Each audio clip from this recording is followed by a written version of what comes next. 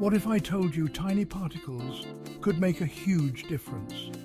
Wastewater treatment is a growing challenge in our industrial world, but thanks to nanotechnology, we're finding efficient ways to clean our water.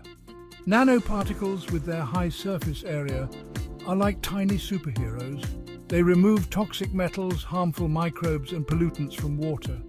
Imagine metal nanoparticles, carbon-based nanomaterials and zeolites all doing their part. These materials tackle contaminants like arsenic, mercury, and even pesky pesticides. Traditional methods are often costly, but nanotech offers a cost-effective alternative.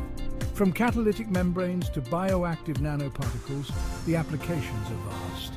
And here's a fun fact. Nano comes from the Greek word for dwarf. A nanometer is just a billionth of a meter. So, next time you think about clean water, remember, nanotechnology might just be the tiny miracle we need.